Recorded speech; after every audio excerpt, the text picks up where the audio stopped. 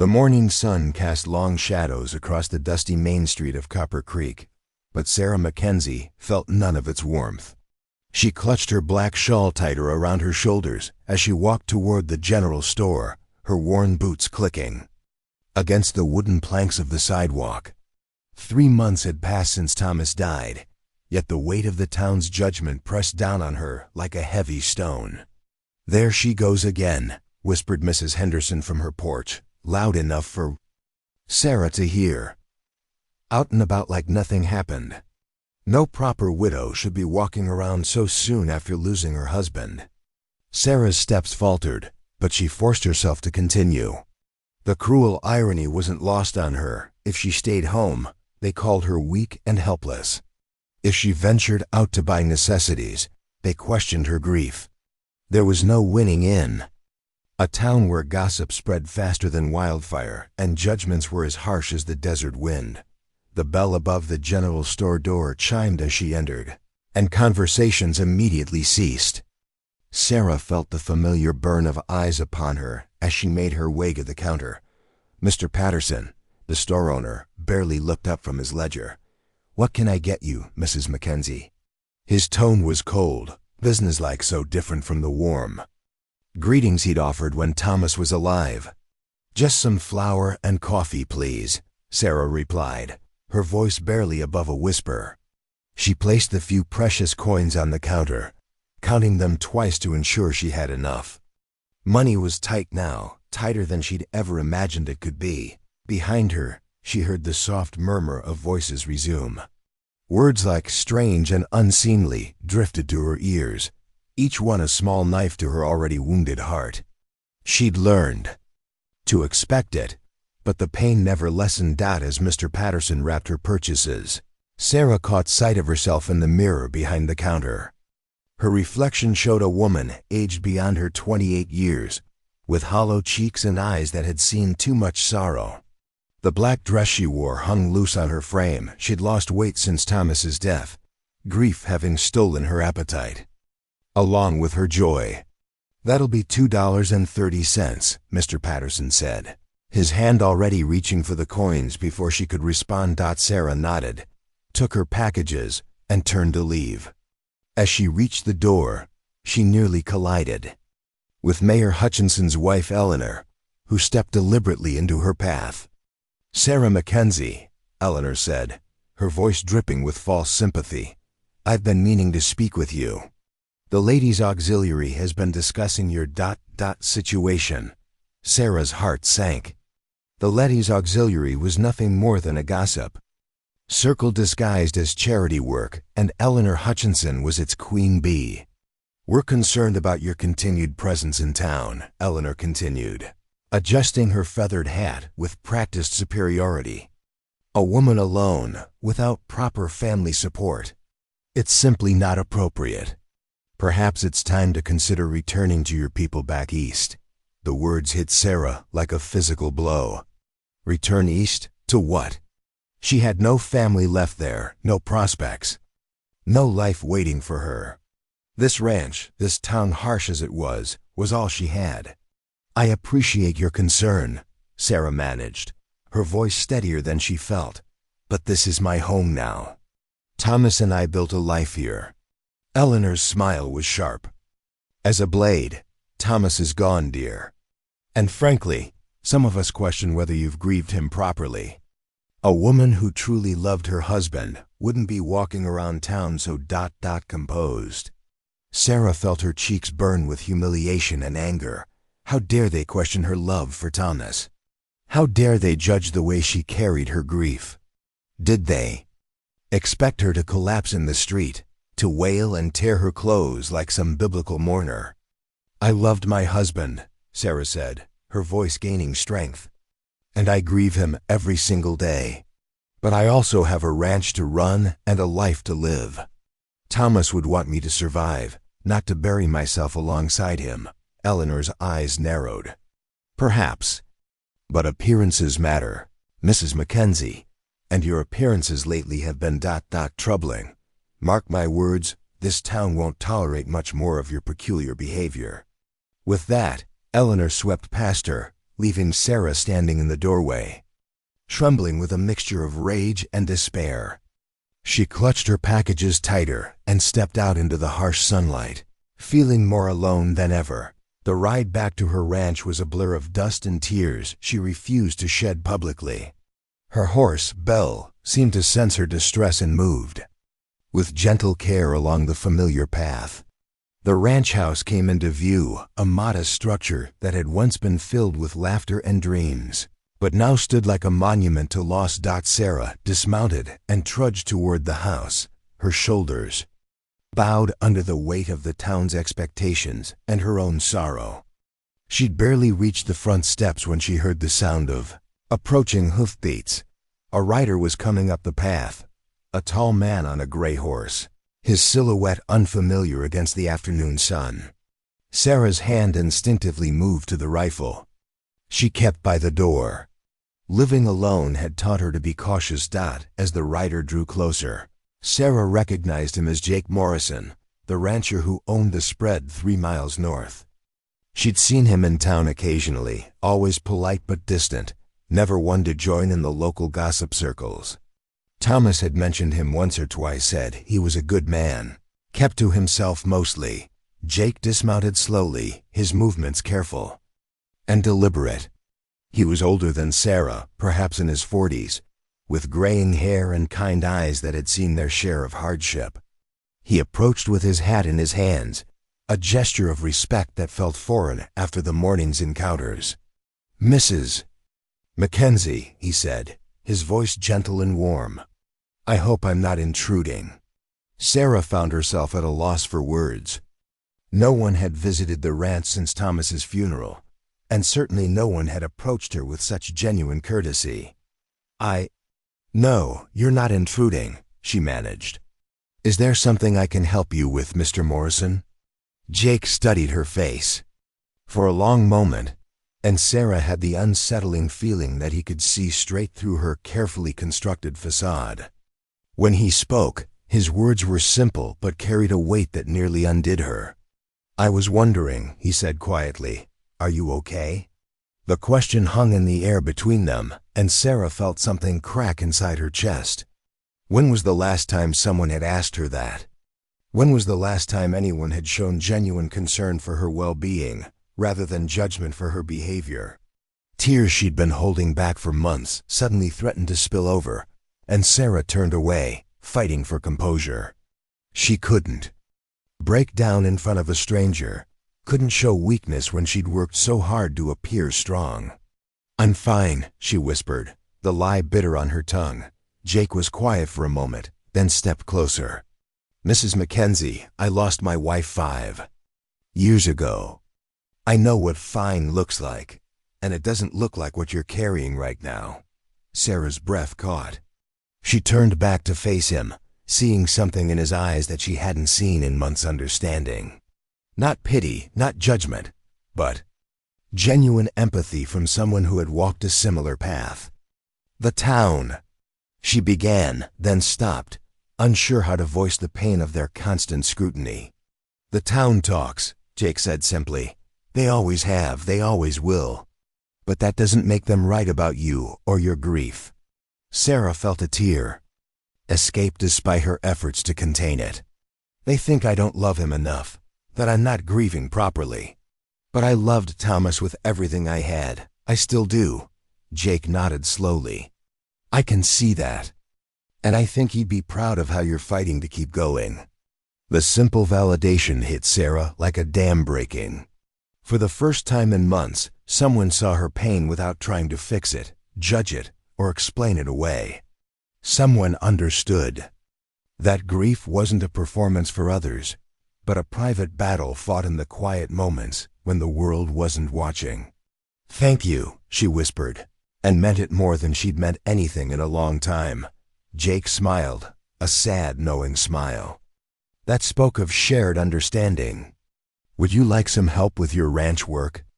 I noticed your fence could use some mending, and winter's coming soon." Sarah looked at this unexpected ally, this lonely rancher who had appeared like an answer to a prayer she hadn't dared to voice. For the first time in months, she didn't feel completely alone. "Yes," she said, her voice growing stronger. "I'd like that very much." The morning sun painted the sky in shades of gold and crimson as Jake Morrison arrived at the McKenzie ranch, his toolbox rattling in the back of his wagon. True to his word, he'd come to help mend the broken fence that bordered Sarah's property. But as he approached the house, he sensed something deeper needed mending, something in the woman herself. Sarah emerged from the barn, her black dress replaced by a simple brown work dress and worn leather boots. Her hair was pulled back in, a practical braid, and for the first time since he'd met her, Jake saw glimpses of the strong woman she must have been before grief had hollowed her out. "Mr. Morrison," she called out, raising her hand in greeting. "I wasn't sure you'd actually come." Jake tipped his hat, studying her face. The shadows under her eyes spoke of another sleepless night, but there was something different in her posture, less defeated, more determined. "I gave you my word," he said simply.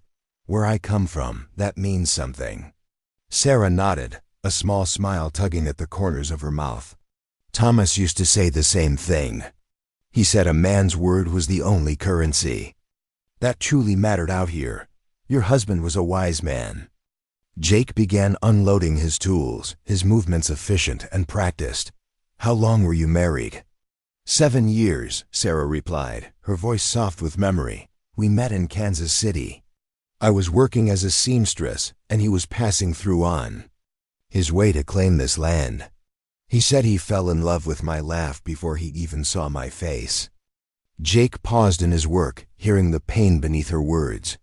"What happened to him, if you don't mind me asking?"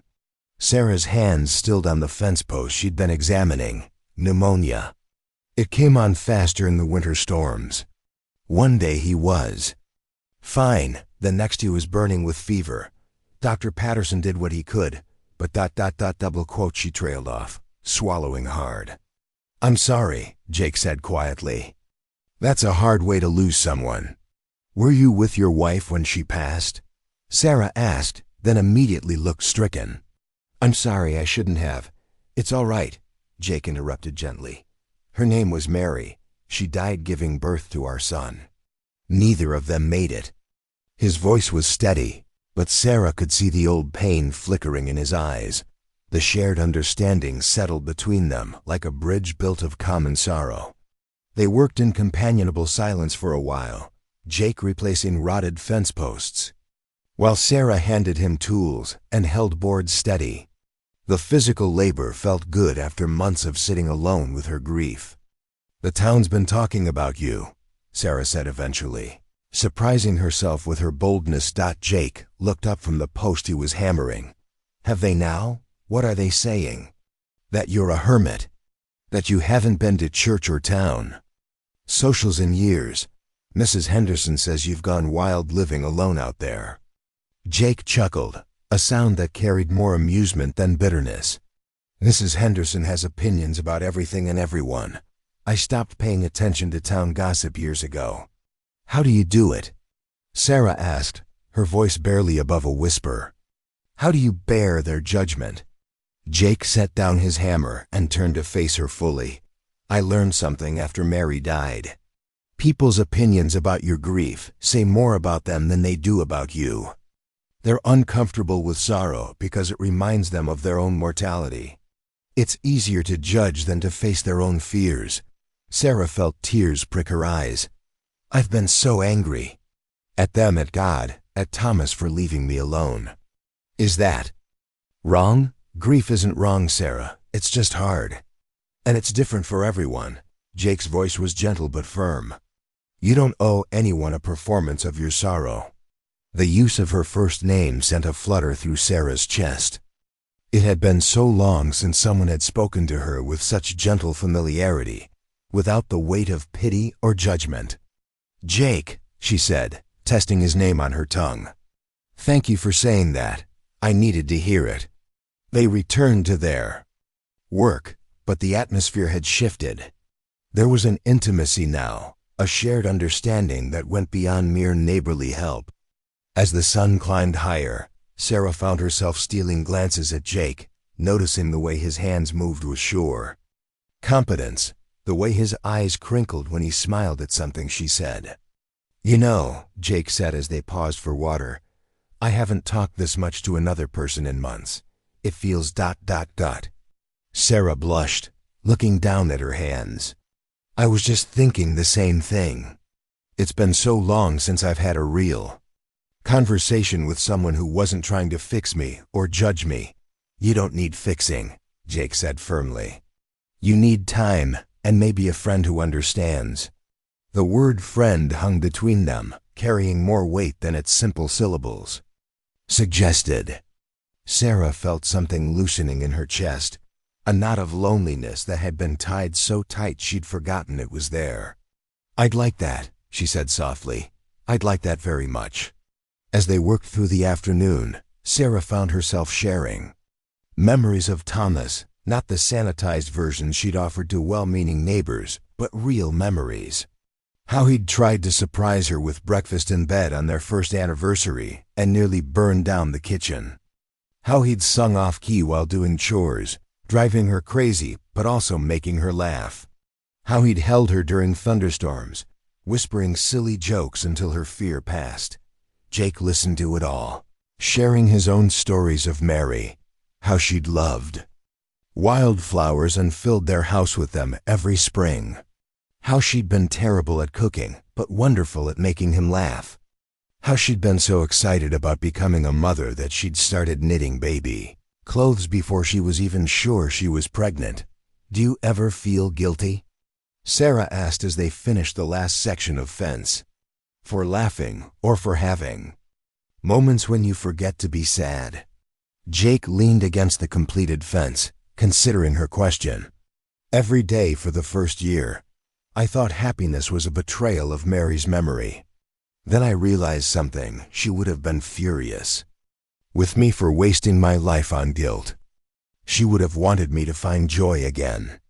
"Thomas used to say that too," Sarah murmured. "He made me promise that if anything happened to him, I wouldn't stop living. I thought I understood what he meant then, but now it's harder than you imagined," Jake finished. "I know." The sun was beginning to set, painting the sky in brilliant oranges and purples. Jake began gathering his tools, but neither of them seemed eager to end the day. "Would you ... go quote Sarah began, then stopped, suddenly shy. "Would you like to stay for supper? It's just stew, nothing fancy, but I'd be grateful for the company." Jake's face lit up with a smile that transformed his weathered features. "I'd be honored. Sarah, it's been a long time since I've had a home-cooked meal." As they walked toward the house together, Sarah felt something she hadn't experienced in months. Hope. Not the desperate, clinging hope of early grief, but something gentler and more sustainable. The possibility that life might hold joy again, that friendship might bloom into something more, that two broken hearts might heal each other. Behind them, the mended fence stood strong against the coming night, a testament to what could be rebuilt with patience, skill, and the right kind of help. Winter had settled over Copper Creek like a heavy blanket, and Sarah McKenzie found herself looking forward to Jake Morrison's visits with an anticipation that both thrilled and terrified her. What had started as neighborly assistance had grown into something deeper, something that made the town's tongues wag with even more fervor than before. The snow crunched beneath Sarah's boots as she made her way to the barn, her breath forming small clouds in the frigid morning air. Jake would be arriving soon to help her prepare for the harsh months ahead, and she found herself taking extra care with her appearance, braiding her hair with particular attention and choosing her best work dress. She was mucking out Belle's stall when she heard the familiar sound of Jake's wagon approaching. Her heart did a little skip, a sensation she'd thought died with Thomas, but had somehow found its way back to life over the past months. "Morning, Sarah," Jake called out as he entered the barn, stamping snow from his boots. His cheeks were red from the cold, and his eyes held that warm light she'd come to cherish. "Morning, Jake," she replied, trying to sound casual despite the flutter in her chest. "I was just finishing up here." He moved to help her, their hands brushing as they worked. Side by side.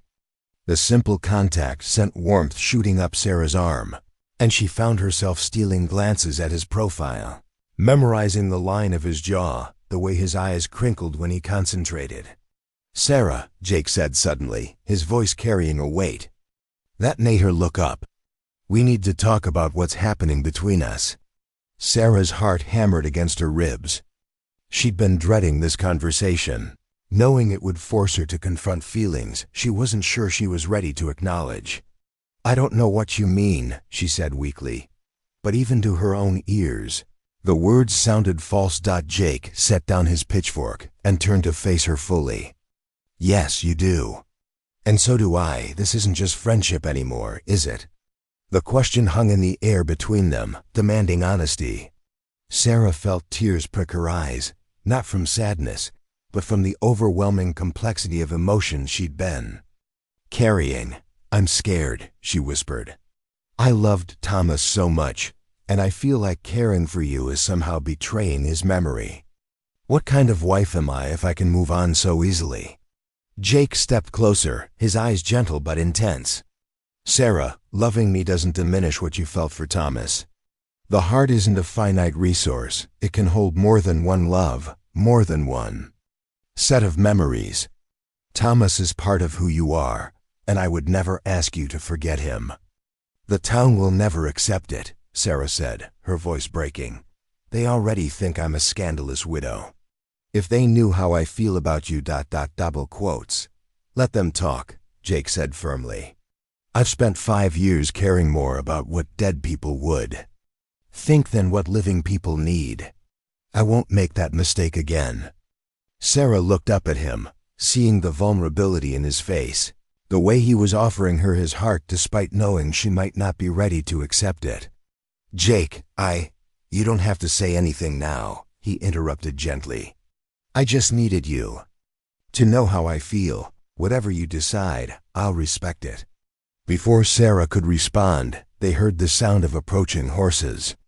Multiple horses moving fast. Jake's expression immediately grew wary as he moved to the barn door, Sarah close behind him. A group of men on horseback was approaching the ranch, led by Mayor Hutchinson and several other prominent townsmen. Their faces were grim, and Sarah felt ice form in her stomach as she recognized the looks of men who'd come to deliver an ultimatum. "Mrs. McKenzie," Mayor Hutchinson called out as he dismounted. "We need to have a word with you." Sarah stepped forward, Jake a reassuring presence at her side. "What can I do for you, gentlemen? It's about this situation," the mayor said, his eyes flicking disapprovingly between Sarah and Jake. "The town has been very patient with your unconventional behavior, but this has gone too far." "What situation?" Sarah asked, though she already knew.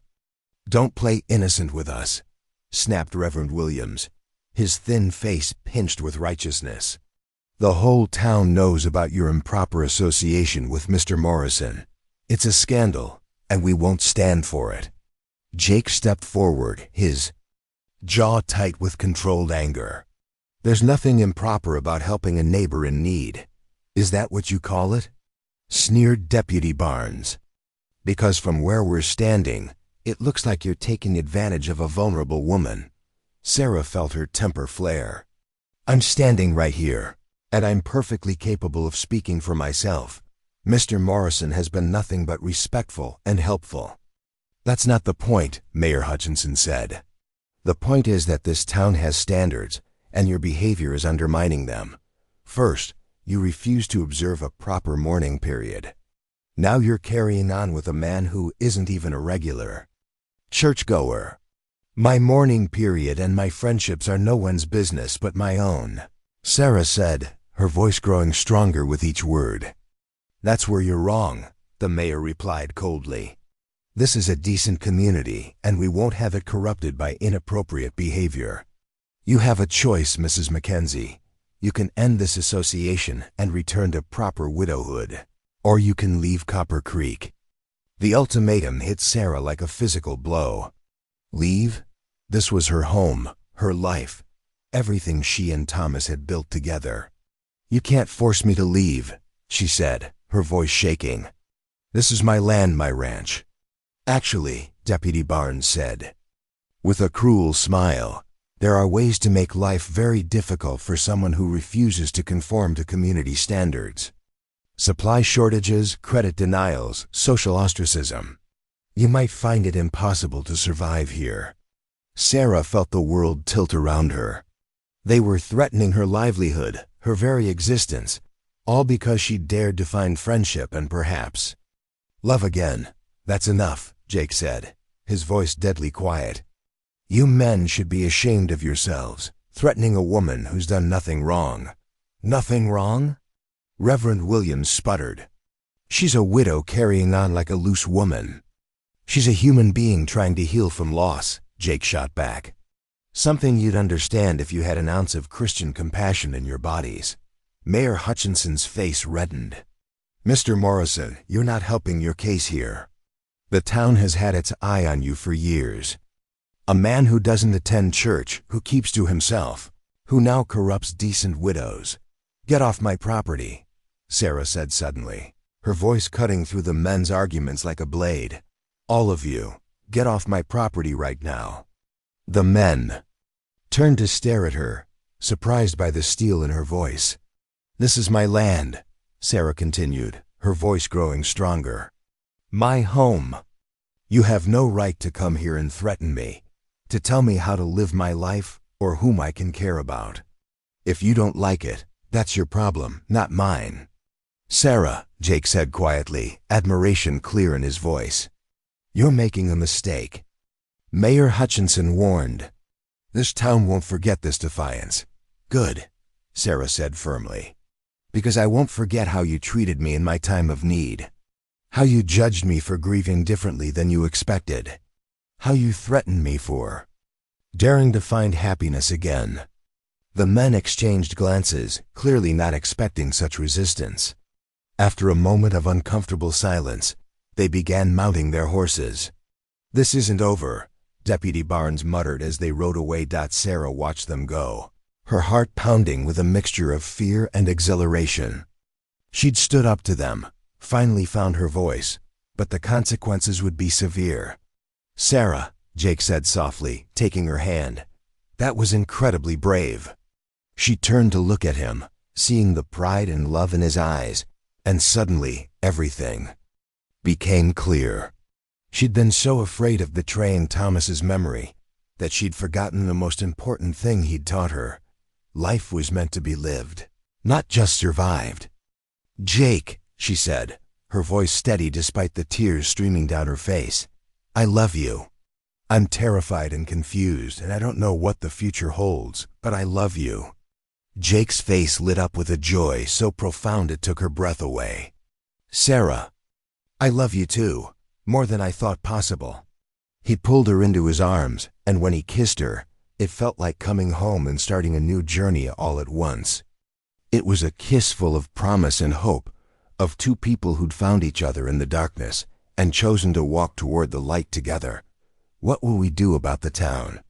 Sarah asked when they finally broke apart. Jake smiled, brushing a tear from her cheek. "We'll face it together. We'll show them that love isn't something to be ashamed of, no matter when it comes or how it grows." "Together," Sarah repeated, the word feeling like a prayer and a promise.